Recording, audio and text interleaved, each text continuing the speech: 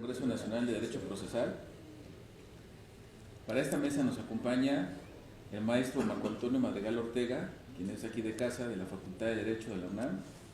Maestro, bienvenido. Por favor, si nos ayudan a leer la reseña para darle la intervención. Gracias. Nos acompaña de la Ciudad de México el maestro Marco Antonio Madrigal Ortega. Es maestro en Derecho con mención honorífica por la División de Estudios de Posgrado de la Facultad de Derecho de la UNAM, procesalista y penalista, experto en amparo dedicado a la protección de los derechos de niñas, niños, adolescentes, mujeres y adultos mayores, buscando la aproximación a la equidad entre los derechos de todos. Debido a lo anterior, logró que la Suprema Corte de Justicia de la Nación emitiera la tesis 2.021.979 que declara inconstitucional la preferencia materna. Es pionero en la implementación de medidas de protección en casos de violencia en todos sus tipos y modalidades, logrando la imposición de medidas a conductores y televisoras de orden nacional. Además, ha destacado por ser miembro del Colegio Mexicano de Abogados. Se ha desempeñado en la Facultad de Derecho de la UNAM y es miembro del Colegio de Profesores de Derecho Procesal, del Colegio de Profesores de Derecho Penal y miembro del Comité del Seminario de Derecho Penal de la Facultad de Derecho UNAM. Adelante, maestro. Muchas gracias. ¿Sí se alcanza a escuchar bien? Si no, le ¿Sí? Perfecto, muchas gracias. Yo creo que con esto es suficiente. Muy buenas tardes a todos. Pues antes que nada, agradecerles su presencia, agradecer a las autoridades de esta universidad y por supuesto al director de nuestra casa de estudios para poder hacer posible este Congreso Nacional, para tener una aproximación mayor al nuevo Código Nacional de Procedimientos Civiles y Familiares. Me tocó la tarea de hablar respecto de las medidas cautelares en materia civil, específicamente de las providencias precautorias y de las medidas de aseguramiento. Tenemos 15 minutos para ello, espero poder cumplir con ese reto.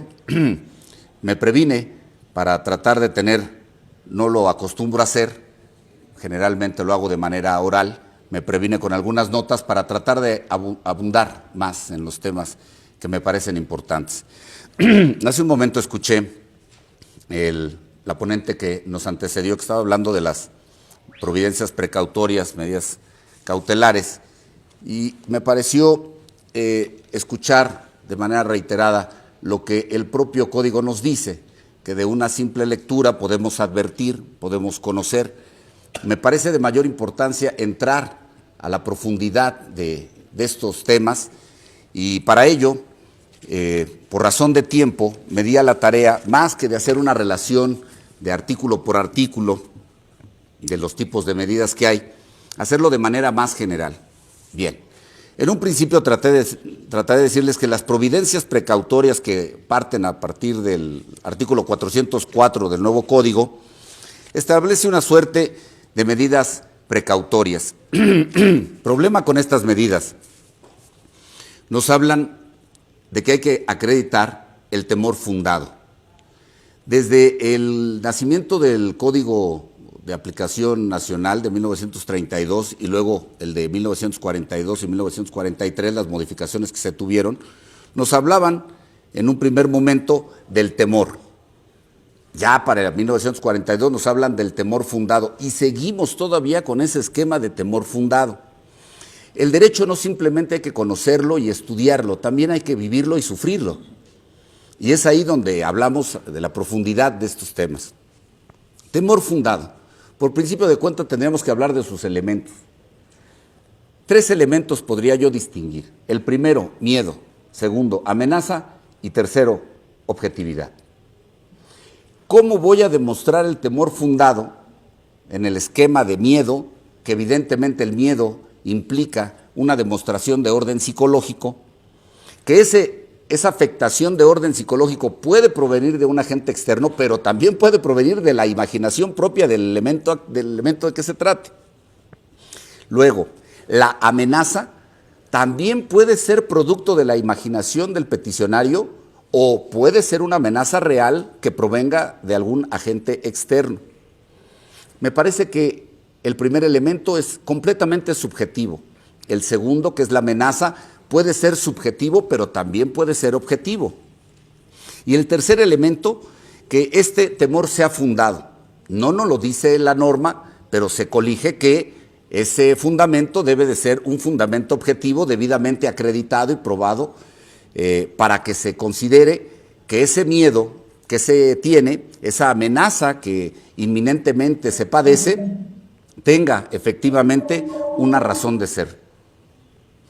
Y aquí nos encontramos con esa problemática. Por eso decía, el derecho también hay que vivirlo y sufrirlo.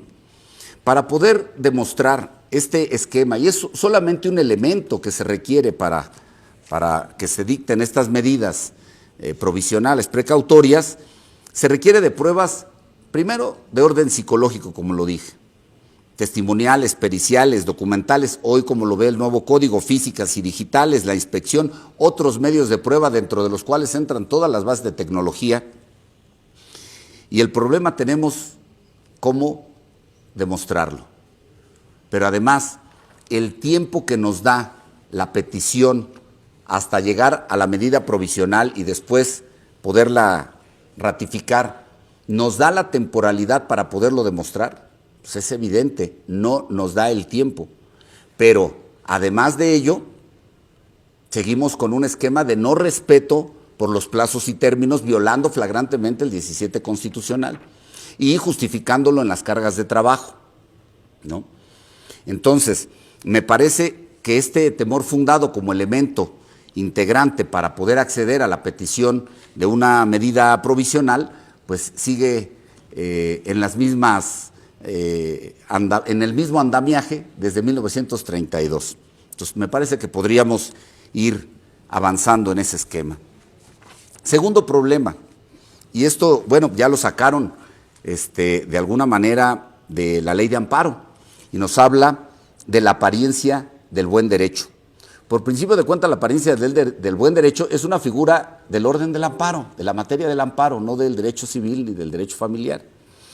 Esta apariencia del buen derecho está en nuestra Constitución, el artículo 107, fracción 10ª, que impone a los juzgadores realizar un estudio ponderado y de la apariencia del buen derecho para poder conceder o negar la suspensión. Recordemos que la suspensión en el amparo primero era solamente contra actos positivos, luego se dijo que también sobre actos negativos, luego también los omisivos, y ahora hay tantos actos con diferentes consecuencias que la Corte dijo, mejor vamos a realizar una apariencia del buen derecho a la luz del artículo 107, fracción 10ª, y hacemos un estudio ponderado.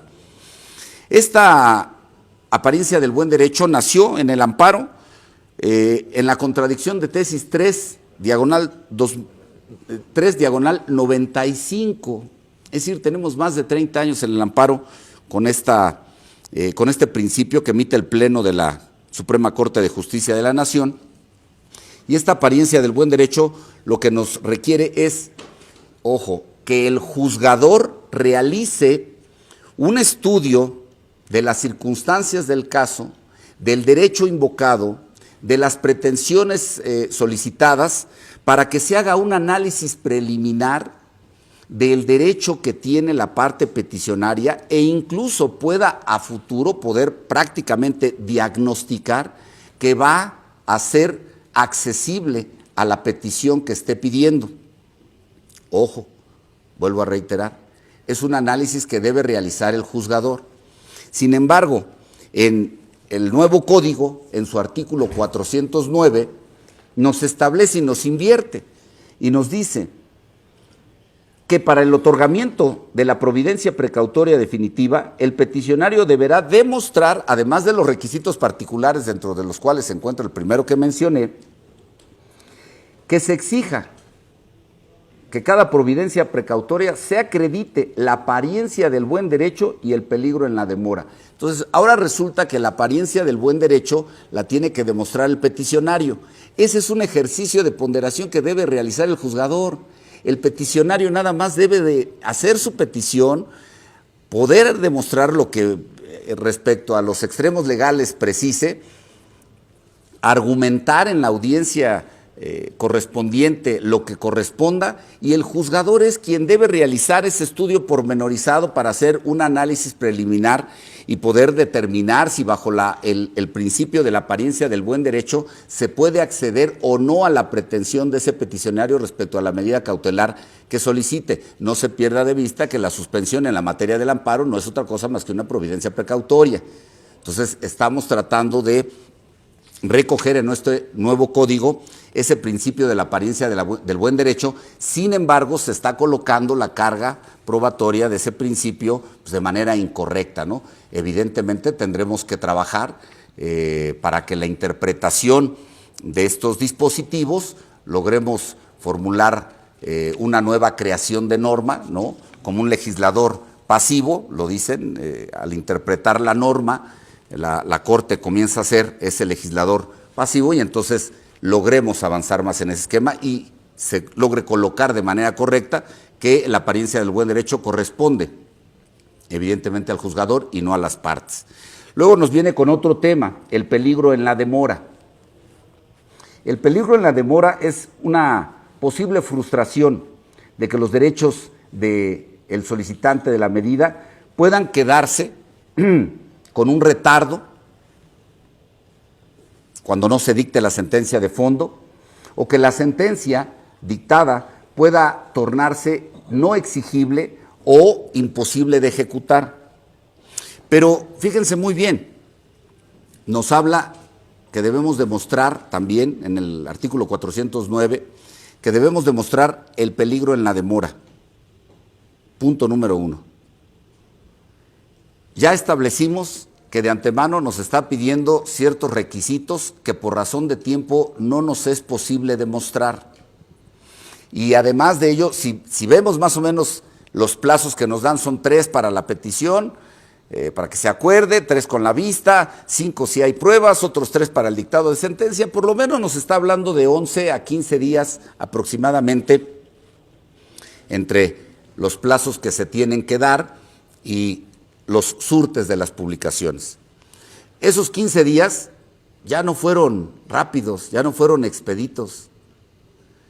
Ya el peligro en la demora, recordemos que hoy en día el derecho es dinámico, va cambiando y hoy en día tenemos tantos medios electrónicos y tantas bases de datos y tanto que hacer en el mundo del derecho que si yo embargo hoy a las 9 de la mañana y así nombre depositario a las 9 de la mañana, a las 10 de la mañana ya sacaron todo el dinero. Entonces, ¿cómo voy a pedir una medida cautelar de esas? Queda sin materia, no estamos yendo al fondo. Y entonces, de repente dicen, bueno, no hay que criticarle tanto. No es crítica, pero sí hay que hacer un análisis pormenorizado. A ver, no solamente el Código Nacional de Procedimientos Civiles y Familiares establece medidas precautorias, provisionales, de aseguramiento y demás. También la Ley de Acceso a las Mujeres a una Vida Libre de Violencia las establece, también esta ley. ¿Cuál es el esquema respecto de esta ley? Es muy importante. El esquema de esta ley prevé que podamos nosotros solicitar una medida provisional, nos establece el artículo 62 bis.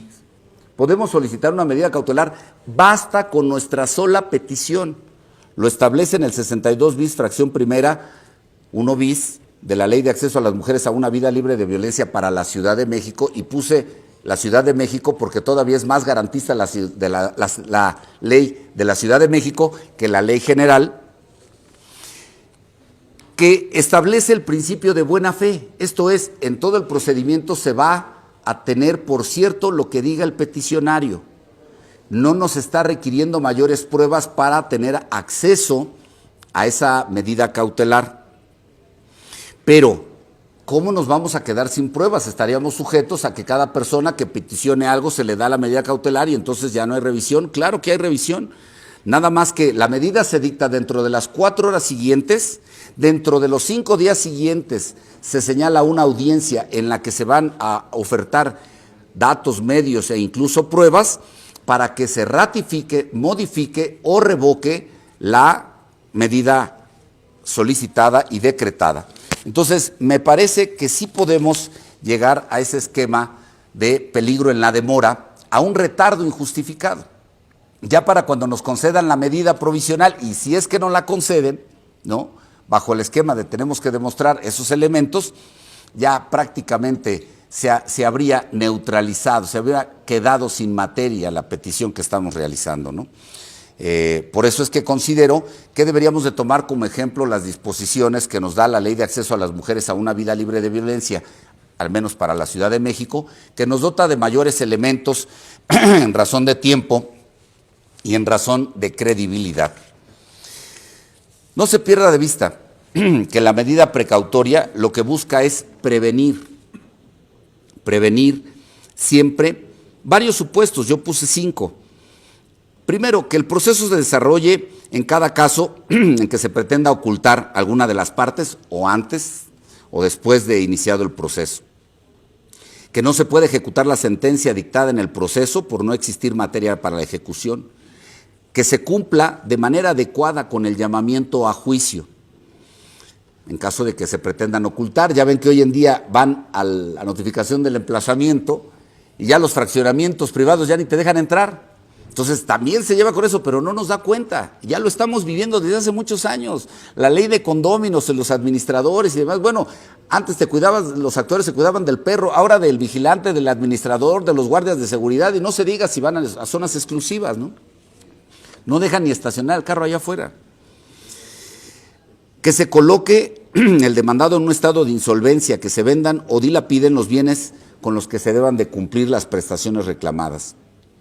Ojo, hoy en día también hay administración fraudulenta a los socios que operan con una actividad que va en contra de los intereses de la propia moral. Consecuentemente, este delito de nueva generación de administración fraudulenta ha tenido ya varias vertientes. En los casos de las personas morales, antes las personas morales armaban su consejo y ellos decidían alguna situación que iba a ir en contra de los intereses de la propia moral para colocarlos en estado de insolvencia. Entonces, no solamente tenemos que ir avanzando sobre el tema del derecho civil y familiar, sino también del penal. Y como vimos, también del amparo, para ir conociendo esas figuras y cómo tienen que ir trabajando en el nuevo sistema. En ese contexto, el artículo 409, en su media, y el 415, a través de su tercería, respecto del tiempo, nos está comiendo la vida. A ver, hay una vertiente bien importante que siempre he mencionado. Punto número 1, el tiempo es vida. Si tenemos un derecho fundamental a la vida, entonces todo el retraso en la administración de justicia, pues hay una violación flagrante, ¿no?, al respeto a la vida, en tanto que el tiempo se nos está yendo, como a mí también se me está yendo el tiempo de exposición. Pregunta, y con esto cerramos. Evidentemente ya dije que el tiempo no nos da, si no me dio para la exposición de este tema, mucho menos nos da para poder acreditar la petición solicitada. Pregunta, respecto de estos plazos, ¿se puede vulnerar el derecho de defensa? Es decir, el acotamiento en los plazos que nos da para tener acceso a la petición, ¿violaría el derecho a la adecuada defensa? El derecho a la contradicción probatoria, ¿se violaría por la rigidez de estos plazos 353? Porque sabemos que las pruebas para acreditar y contradecir estos eventos no caben. Es más, ni siquiera son 11 días. Desde la vista y la audiencia son 8 días. Una prueba pericial en psicología, sabemos todos que no nos da ese plazo. Bueno, como mi tiempo se ha agotado, les agradezco mucho a todos.